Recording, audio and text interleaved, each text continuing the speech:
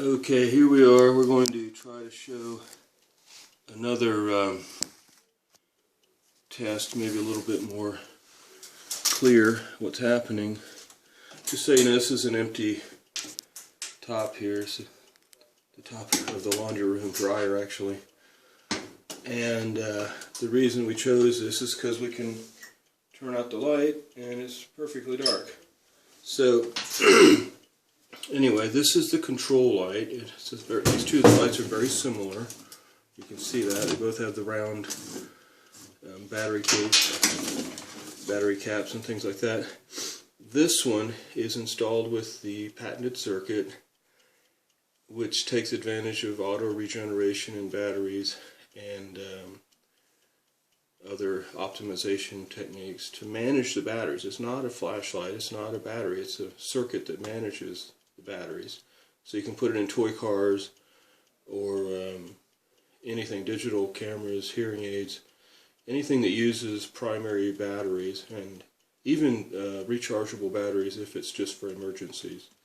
So the mainstay is to use it constantly with primary batteries like alkaline heavy duty, AA, AAAs, C and D type things, and other batteries. So here's the control light. We got a set of batteries in there, and you can see it's fairly bright, but I'm sure it's going to run down fairly quickly because we've already pre-drained these batteries. It's just showing you that the light works.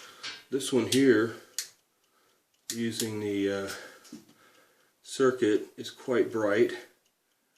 And what we're going to do is take the batteries out of this one and put them in this one, and take the batteries out of this one and put them in that one, thus proving that this patent light lights no matter what, and this one only works if you have batteries in fairly good condition. So the beauty of this is it's so flexible. I mean, anybody would have to admit, after watching this video, I think, that this is a minimum. Demonstrates how very, very flexible this circuit is. So you can even use batteries taken from, for example, a light that's going dead right now. You can see this light going dead. I've got 15 minutes here, so I'm going to have to kind of hurry with this. I may not wait for this to go completely dark. You can see it's getting dimmer by the second, and especially compared to the other one. So this is something we want to. I'll wait a couple minutes, and then I'm going to take the batteries out and switch them. Taking dead batteries out of one light, or almost dead, and putting them in the patent light, the patent circuit equipped device. And yeah, the auto regeneration is one of the big features of the patent, because dry cells, if you start them out at a certain level and run them down, pushing them down kind of like a spring, then the auto regeneration, once they're disconnected and let to rest, they actually come back up, but not completely to 100%, obviously. So you can see the tip of the iceberg when your cell phone runs down and you leave it off for an hour, and then you can talk maybe 5 minutes if you're lucky. So that's important. An important feature of this circuit is it takes advantage of that to get the most energy out that I have seen in any possible circuit that gives you useful energy, at least reasonably useful energy. And that's why I keep sticking with this, because indeed it does work. Well, I'm going to go ahead and start getting these batteries out. I'm going to try to put them in the front where they're clearly visible, so there's no, chance of, mystery of sleight of hand or whatever. I'm trying to minimize variables here and convince the audience that indeed it is working right. So this light, as you can see, this one's going dead by the second. I want to get started on taking the batteries out. It takes a minute or so to swap the batteries out. So we'll take this cap off and very carefully take these batteries out and set them right in front. So there's no question about it. Turn that over. And right there. So you got 4 batteries sitting there. Can you see that? Okay. Yeah, there's 4 batteries there. Okay, now that's those batteries. So I'm going to have to take these out. This light is getting dimmer. I hope you can see that. It's nothing like the other one was at all. And so I'm going to go ahead and turn this one off. Take its battery cap off. Hope you can see this fairly well. And that cap, because it's a stock light, just comes straight off. I'm going to set these, actually I'm just going to swap them straight over. Take these batteries, and make sure you get the polarity right. Put them right in here, like so. And put them in and close it up. And then go ahead and seal the cap on there. Tightens down with a screw. This end cap, I mean, which has a screw in it actually. And we should get some light out of this now. Yeah, there's some light right there. See, look at that. That's quite a bit brighter than the other one. So now these batteries, you saw how bright they were in this light. So let's go ahead and put them in here and put the cap back on. And let's see if we get the cap right. Yesterday I don't think I had the cap quite right.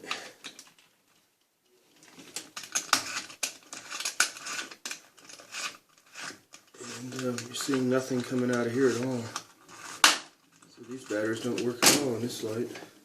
But they work fine in the other light. Now, isn't that a mystery to you? Right there. Why does this one work so well? And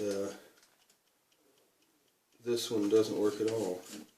Well, it's because of how the circuitry is. In a normal device, you have to have all the batteries up to near to full speed or full charge. This light actually optimizes how they're used, so you can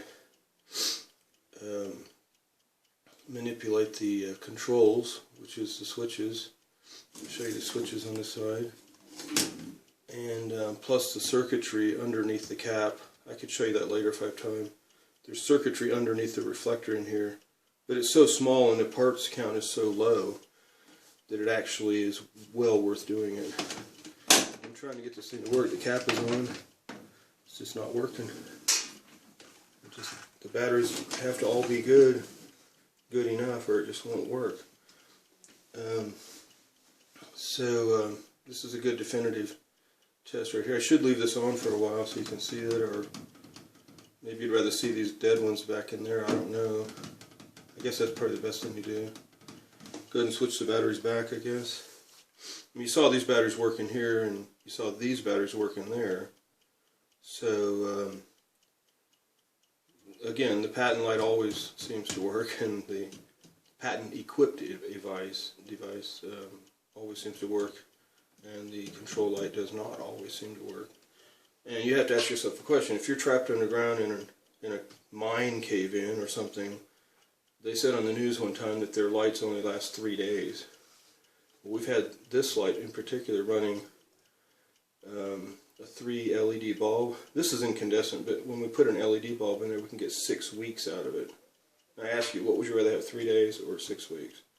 And we use an incandescent bulb. We have gotten up to 129 hours on a low watt bulb out of this configuration, where most people would only get about half of that using a stock configuration light. So that's the beauty of the system. It's very flexible, very robust, has lots of fortitude, and I'm looking for another word that is like flexible, so I can't think of one. I'm just going to say flexible, flexible, flexible. That is what makes this so good. You can actually take batteries that won't work in one device and put them in here and have plenty of light for hours and hours. So this is the quick test. This is not the full run out. The full run out can take days, even weeks, like I said, depending on the bulb or the device you're running, what motor car you're running, what batteries you're running, etc., etc. We've had toy trains, as I said before. We ran AA batteries down one at a time and got 500 laps doing it that way, one at a time, pulling 2 carloads of pennies, by the way. It's a Thomas the Tank type electric toy train going around an oval track. Then when we turned on the circuit in the toy train had the same circuit in there, we were able to get an additional, using the same motor, same track, same wiring, same batteries, same everything, same table, same room. We were able to get 500 more laps, but what is really great was that it was twice as fast. Now you know why I keep giving the peace sign, right? Because it's twice as fast on the second go round. So it's not a wimpy, novelty that chugs around there at a snail's pace. No, it almost flew off the track. We had to actually not use the full power because it would have flown off the track. Now if we had a straight track for like a mile long, maybe it'd be alright, but even then I'm not sure, it might have gone more than a mile. I'd have to calculate that, but going around an oval track, you have to either have a slotted groove, like a slot car track, to hold it on to prevent it from flying off, or you have to have a straight track, or a very steeply banked track, and that would be something to consider later for testing toy trains. But anyway, let me go ahead and switch these batteries back as quick as I can before my time runs out. As I said, YouTube has a 15-minute limit. I'm going to try to change these as fast as I can, and just set these in the front again, and just quickly take these out, and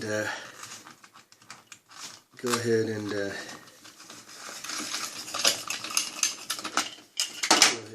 just put them straight in and try to get it lit up before the time runs out. I understand they're pretty strict about that time limit. So, and you notice, yeah, the battery cap is wired differently. That's part of this patented circuit. Some people liken it to a hard drive, where when you look at that, wow, unbelievable. And those wouldn't light at all in here. Let's try these in here real quick. Now you know why I keep harping on this, because it really does work. And that's the beauty of it. So again, there's no hidden wires or anything. There's nothing like that. This thing you see dangling is just my little keepsake shield, so to speak, from the vagaries of the world. I'll get this on there real quick as I can. Okay, the light did light, so this light does work with batteries that are good enough. But these batteries as a pack were not good enough.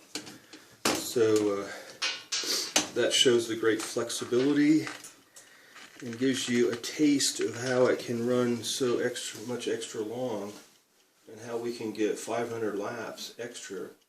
Not just extra 500 laps, which is double the work, because work is equal to force times distance.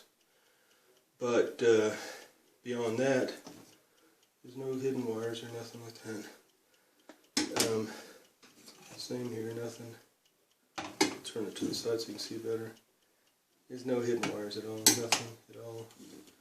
But the second 500 laps was at twice the speed. We did the first 500 laps at 2.5 hours, or 5 hours, excuse me, approximately. And then the last 500 laps was approximately 2.5 hours. And I'll tell you, we were really tired, so we were really happy when that happened. And it just proved what I've been saying all along, that it's double, yes, but it's actually more than that, because if you're going twice as fast for the extra doubling, then really that's more than double. Is it 2.5 times or 3 times? I don't know. That's a good question. We originally started out saying it's triple battery life, but then even double was too fantastic for anybody to even think about looking at it. So we had to drop back to double, because it is certainly double. And that in itself is great. Now I have another circuit, it's probably not patentable, but it gets to 10% more mileage in your car. It's a completely different circuit. But I'm not telling people it's double. No, I'm just saying what it is. It's 7 or 10%. This is double. So I'm not going to lie about it. It's actually more than double, but I'm not going to say it's 7 or 10% just to get people interested. I'm going to tell them what it is. It's double. If you believe it, you believe. If you don't, you don't. If you're interested, please come look at it. My time's up. Thanks for watching, and have a great day. Peace.